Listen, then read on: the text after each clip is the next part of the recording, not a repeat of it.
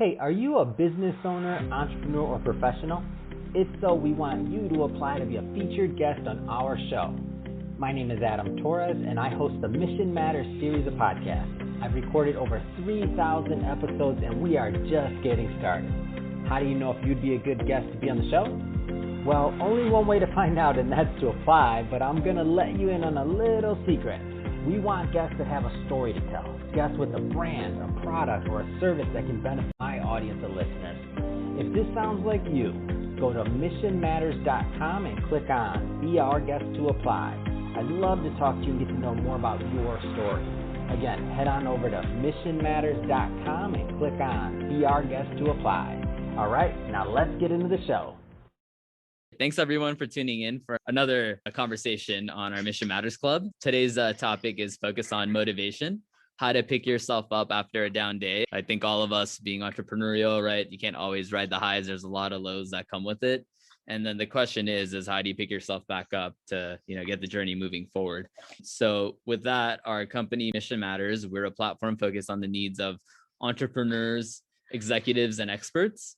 And really what we want to do is amplify stories and share insights and hopefully educate folks with some new tips and tricks of the trade. And essentially we want to be able to share a lot of these insights with our audience and, get people excited on the entrepreneurial journey and learn from a lot of the folks that we work with, whether they're authors in our network or whether they're launching podcasts with us, or we're helping them with it could be some social media PR related opportunities.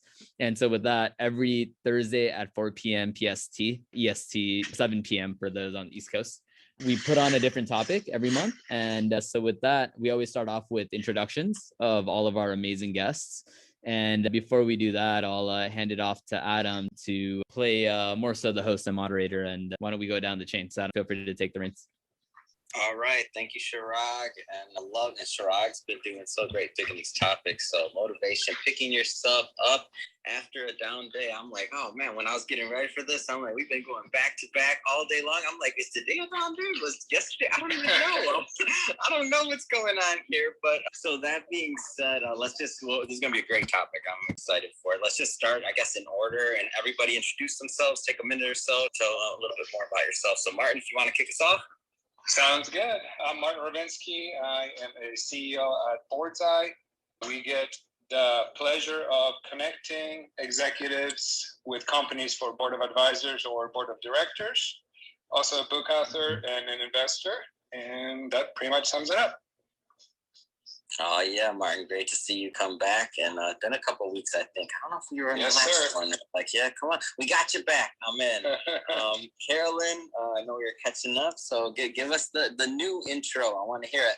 Hi, Carolyn Barth. And Martin, I definitely want to talk to you because I'm on some boards and I have some friends that might be good women and diversity and inclusion that you might be of interest to your group. And so, yeah, I'm Carolyn Barth. My company is Digital Content Strategy, LLC. I've been doing communications, writing, PR, marketing, SEO, all kinds of stuff. We're a boutique marketing agency. I deal with about 4 to 10 clients a year.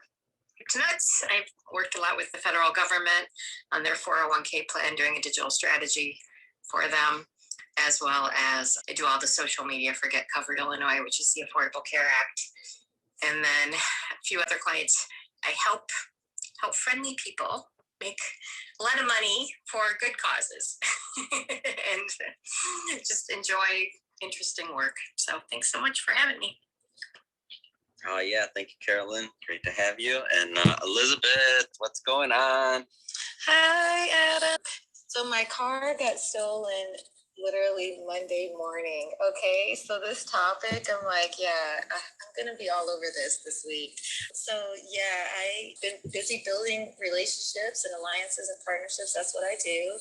I'm the CEO and founder of Veteran Charities Initiative, and it is a company where we absolutely advocate for the placement of women veteran leaders in positions of leaderships in and throughout all companies nationwide. So I've been busy building alliances and partnerships with big head honchos, for example, U.S. Vets. Just landed a partnership with them in conjunction to help place our vets, but in leadership positions.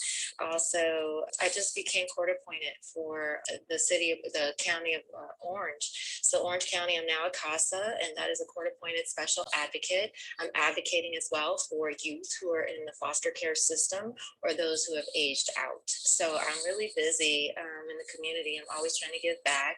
And I was just appointed as a board member for the EFL of Los Angeles. So yeah, never ending busyness over here. Awesome. So thank you. And sorry to hear about your car. Oh my gosh, that's terrible. I got it. So motivation, picking yourself up after a down day. So the first thing I would like to do is so what's motivation? We have the generic term, but what's everybody feel like that is motivation when it relates to their work? Let's start it, I guess, from the work side of things. What's that look like? Well, I can start if you want, since I'm on limited time with Elizabeth. Mm-hmm. For me, when it comes to work, for me personally, I've been able to always separate or put in boxes my personal life and work. So what I think the key is, if you're able to do that, is whatever happens in your personal life, the daily thing of having your car stolen, like Elizabeth had, being able to start your work with a fresh mind and trying to not think about your personal craziness or things that might be going bad and focusing on your work. And if there is positive going on at work, then just staying focused on that. I think that is a great start to looking at it from a work perspective, and at least being able to separate the two. For me, I would say taking action, for the betterment of a situation, yourself, or your team. So you can be motivated and in your mind and say all the motivating words, but if you don't take any action and actually move forward, nothing gets done. So getting motivated is really thinking it through, having that plan, but then actually taking action and moving forward no matter the challenges. Well, I love that you guys also are saying those things, because compartmentalization is so great, to think about with your family. And Martin, I'm not sure if I detected a little accent, but you might even have a global view on some of these ideas. And were you born in the States, or? I was not. You definitely detected an accent. I'm from Poland. I grew up in communism. Gosh, yeah. So, one of my friends was from Russia, and she actually had such a good line one time when I had a bad day. She said, "Life is not lined with pillows."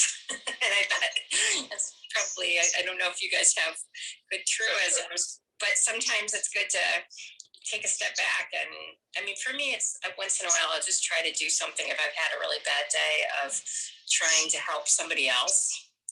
Or think about if I volunteer somewhere, or if I don't know, just try to do something kind, small sometimes, but it kind of resets my day a little bit.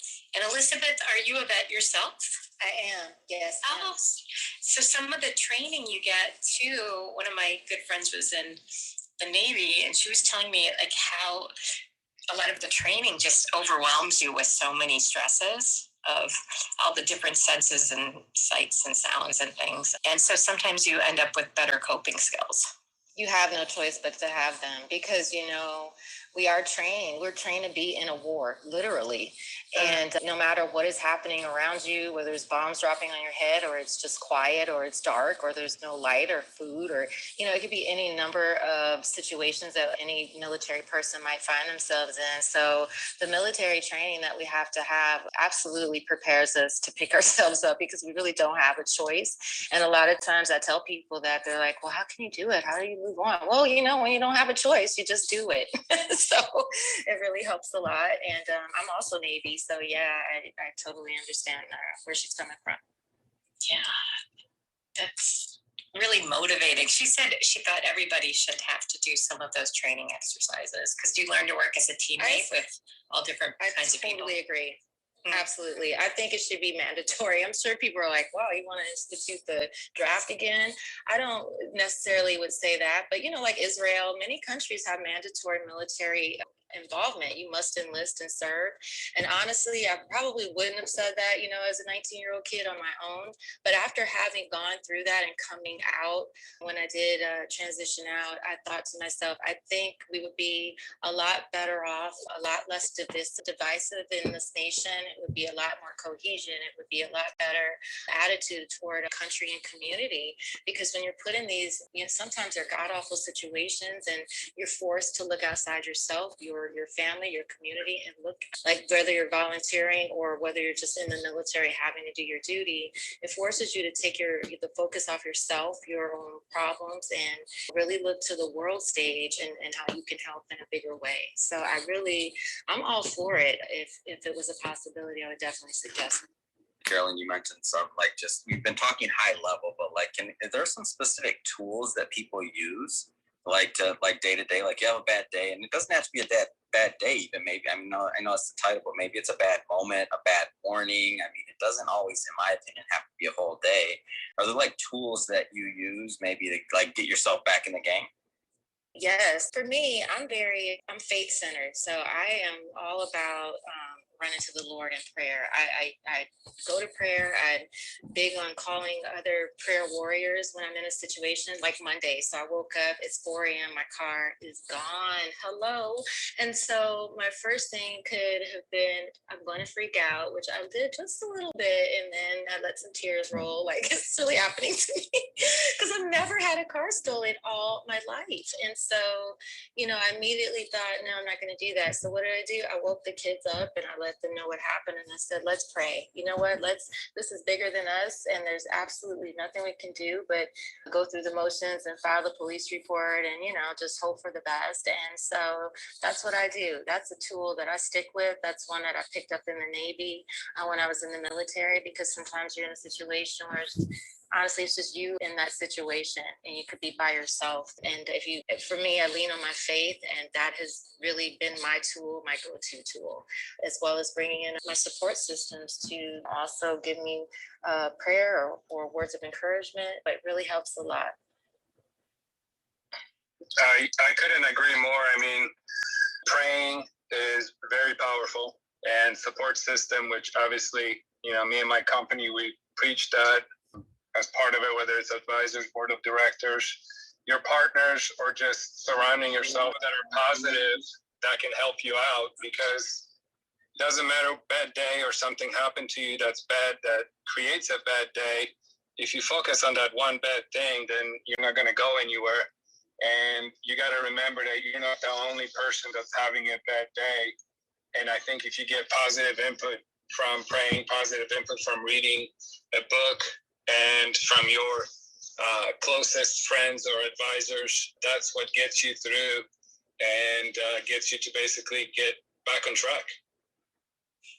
For me, I try to focus a little bit more on, doing something, interrupting something. So just trying to change whatever that activity is, or take a walk, or do.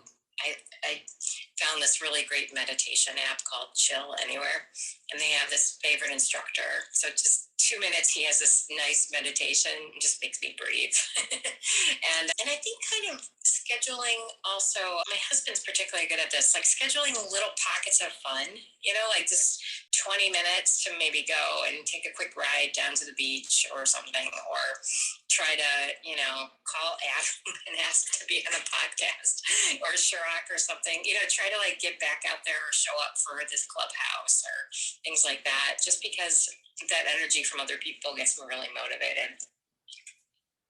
Yeah, I was gonna add, actually, I do two things that are pretty quick. One is breathing. So I think it's the 5, 6, 7, 8 breathing exercise, which is like, I think you hold your breath for 5 seconds, you breathe in for 6 seconds, and then I think it's like 7 seconds you hold your breath again while it's inside, and then 8 seconds to just like breathe out. And I do that in repetition at least 4 to 5 times, just to like calm the nerves. And then similar to the distraction or the interruption, I like doing like a full workout in between. So if I'm just feeling down completely and I can't do anything, then I force myself to like go exercise. And I mean, with all the closures and everything, for me, it was more so just going on like runs where I could just completely empty the mind and then just focus on the run itself. And like, that's it. And then like afterward, just get the endorphin rush just to kind of feel that. And it's helped a lot. Correct. I'm glad you said that, because I actually, thinking about it, that's one thing that I have done for years, and that is the exercise part.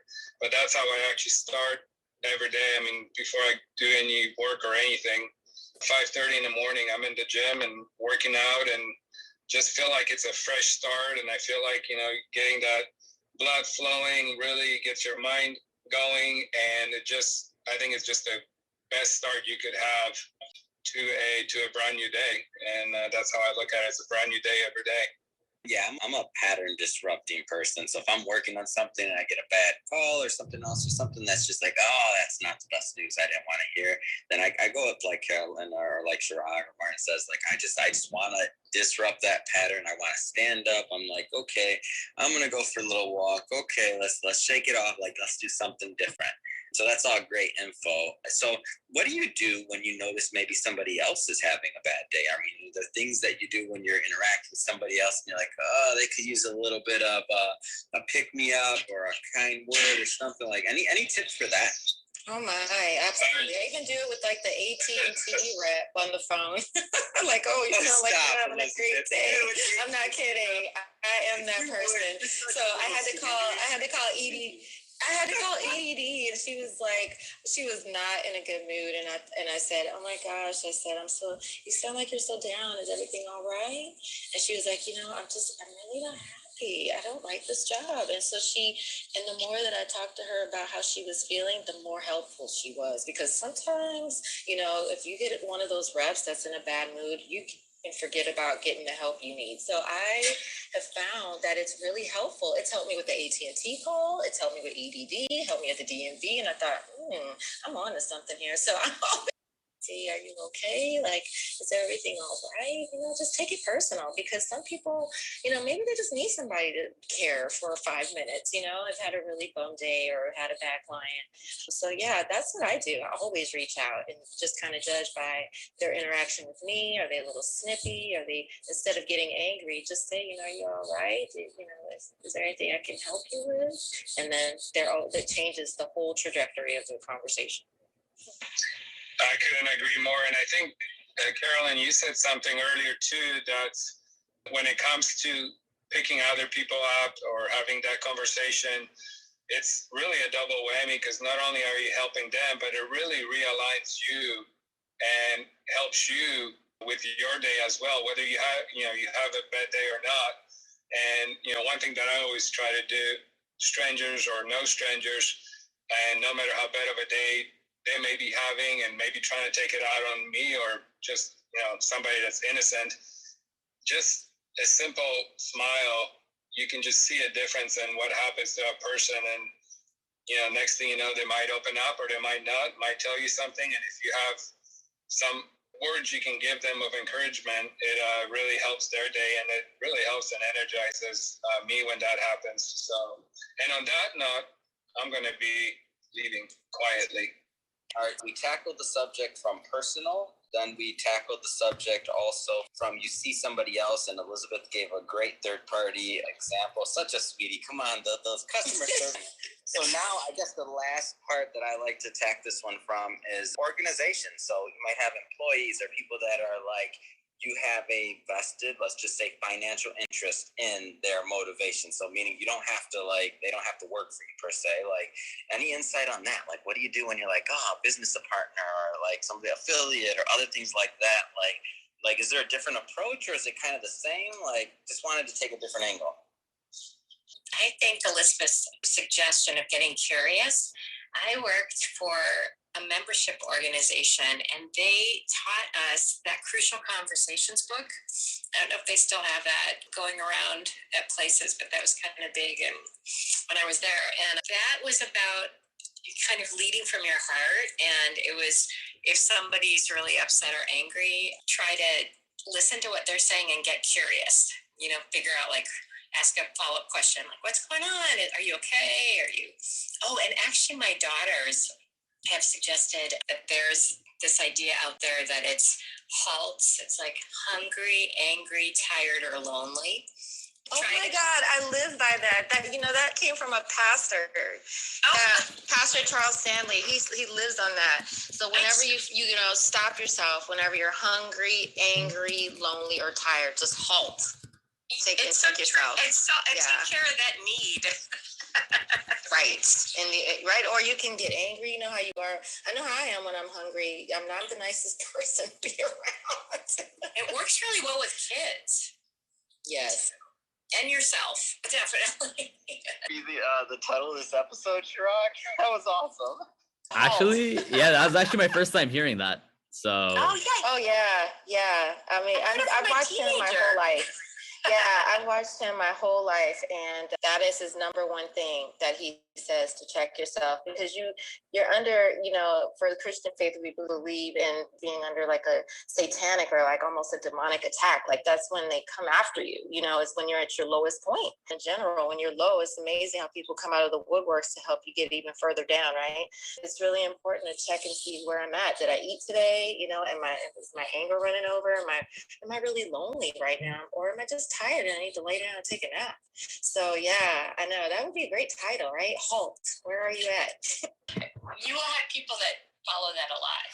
So, had you heard of that, Adam, in all those interviews you've done with people? No, this is Really? I was in. No, I'm in. I'm always in for a good acronym. I like it. Yeah, and it totally works. All right. So, anybody else? Any last minute words of wisdom or anything else like that? Yeah, volunteer. You want to pick yourself up? No matter what your day is looking like, find somewhere that you can give back in your time, your skills, your money, something.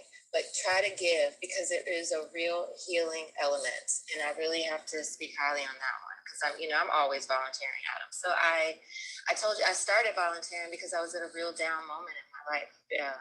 And I just felt like, oh my God, I got to get out of here. And I started volunteering and helping those in need and all kinds of demographics. And it started healing me.